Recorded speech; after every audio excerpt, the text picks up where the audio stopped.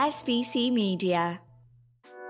Welcome to iGaming Daily, analysing the news from the betting and gaming industry all over the globe. Supported by SBC Summit Latino America, bringing together the leadership teams and product specialists from retail and online operators in Latin American markets.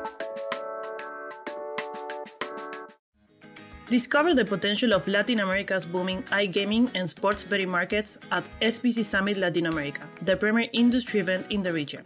Join SBC at the Seminole Hard Rock Hotel and Casino in Miami from October 31st to November the 2nd.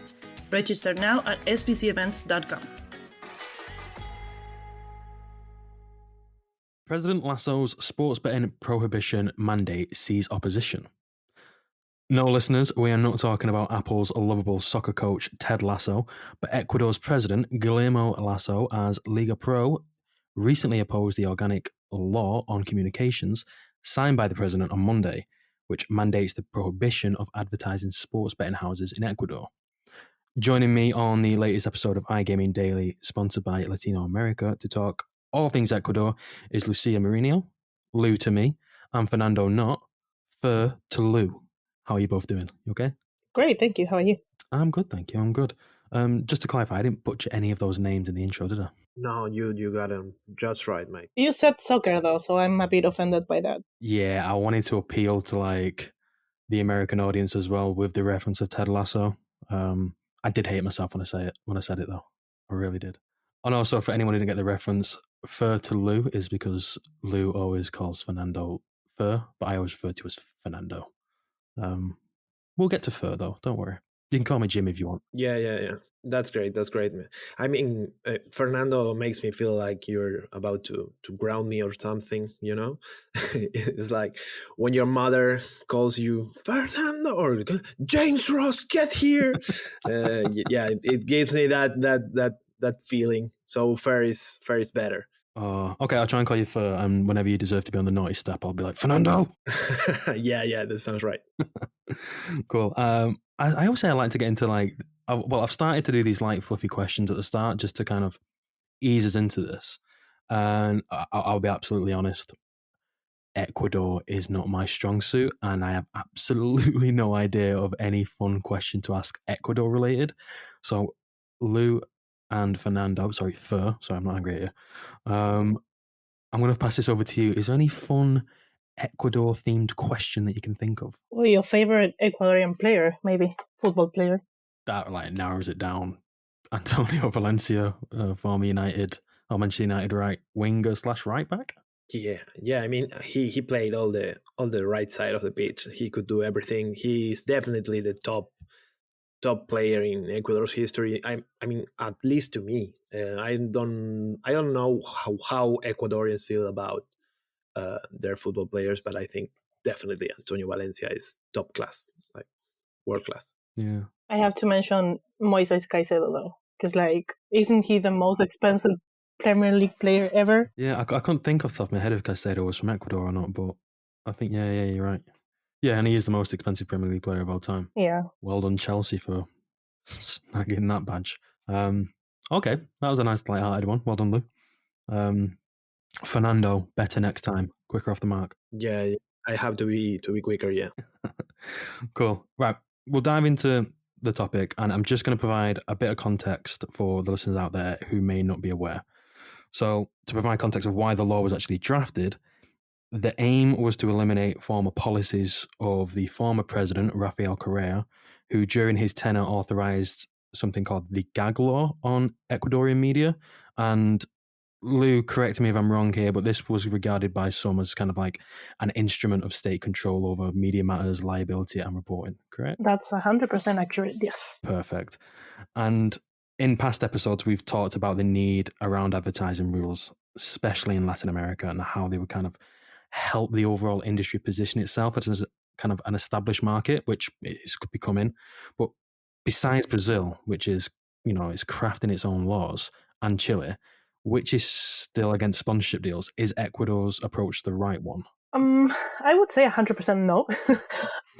This wasn't even a topic that was being discussed. It wasn't even a rumor. So Ecuador is not known for having the best regulatory framework or the most interesting industry, but it's there. There's a partnership between the National Lottery and the Football League. They welcome international operators, which are pretty much the vast majority. They don't have, at least so far, really bad taxes.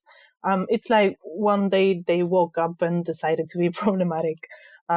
Let's just put aside that the operators want to improve brand exposure and want to show people that they're a reliable company. This directly affects the National Football League. This affects many top teams, and ultimately, I think it affects the sport because the same benefits are not perceived pretty much because of the restrictions. And I think there are ways to limit advertising, like, for example, by not allowing front of shirt sponsorships like they did in La Liga or in the UK, or not allowing traditional advertising like branding in the stadiums. There are many ways, and I think it's just a matter of thinking about them and seeing what fits better for this specific country and market. Yeah, I think it's always hard to find revenue sources for Latin American sports organizations and teams, because always when comparing it to Europe, you have this huge market with lots of money, and always European organizations come and put all this money on the table and take your better players, or like they are always like coming and getting this your best assets, no, as a sports team. And when you try to develop more and more players in order to replace those that are going to Europe, you need these revenue sources. And coming in and taking this source of revenue, sorry for repeating it that many times, but if you come and take it, you're making it really hard for sports to really evolve and to continue to grow and being like sustainable, because it is such an important part of entertainment for the society, and specifically football or soccer, like you call it. So for our American audience.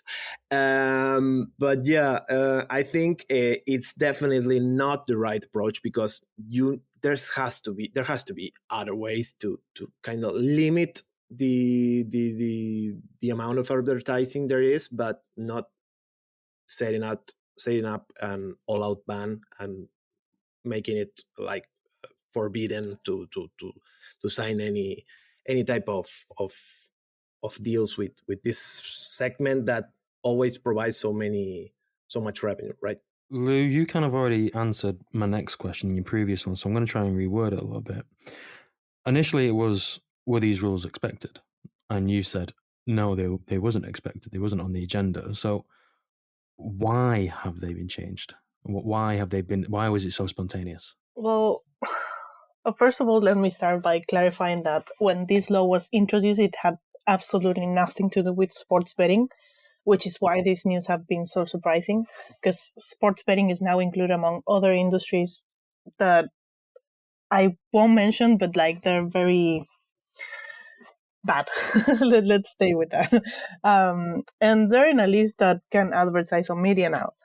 So it was completely out of the blue. And this law, like you said, was first created by Rafael Correa, which was known as Ley Mordaza. And it was one of the most weird laws that have been passed in Ecuador. And it was aimed at controlling media and overall made life difficult for all journalists.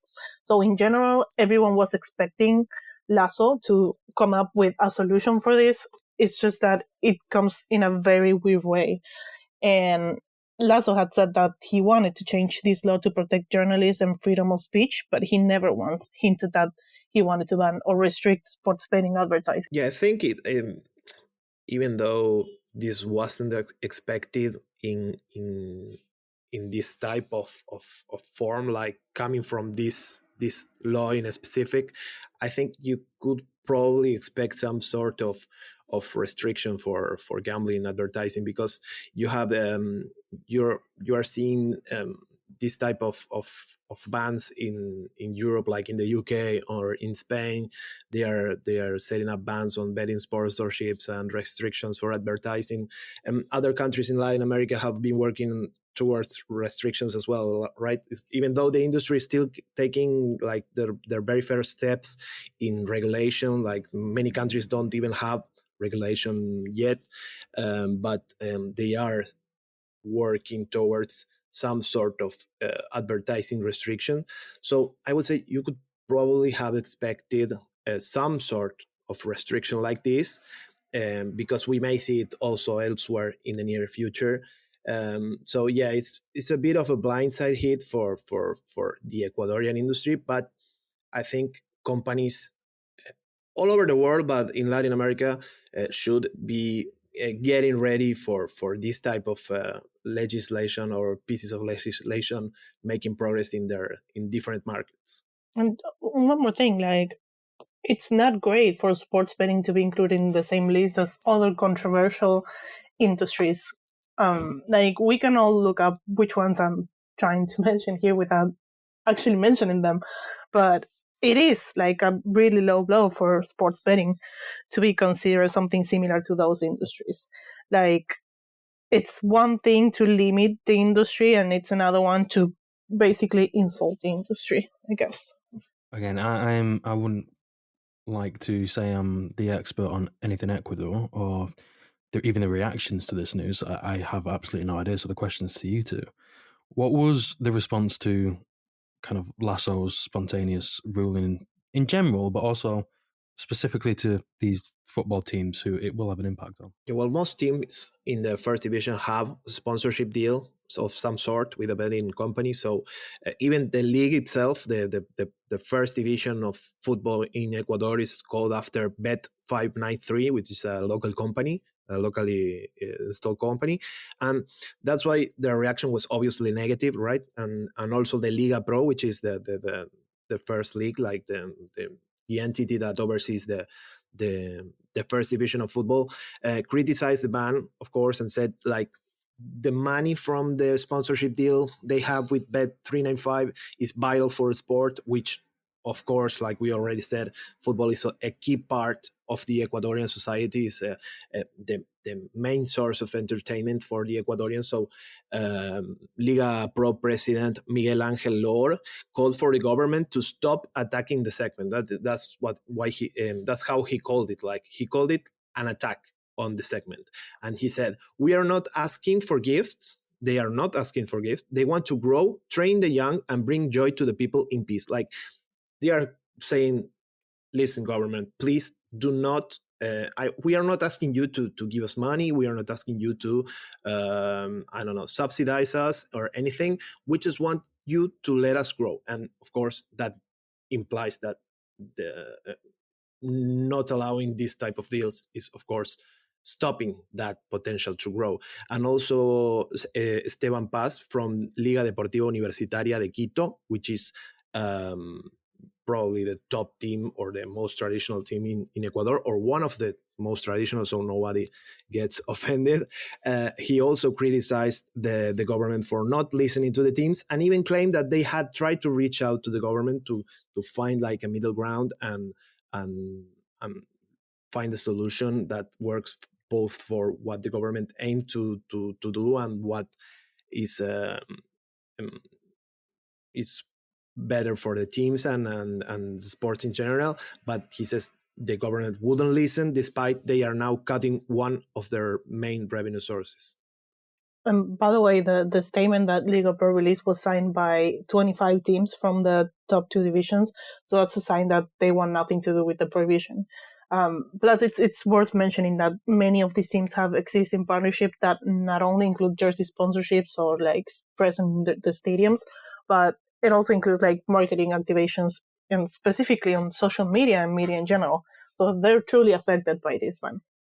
Quick question on this. It seems to be not just something Ecuadorian or Latin American based. It seems to be a universal thing.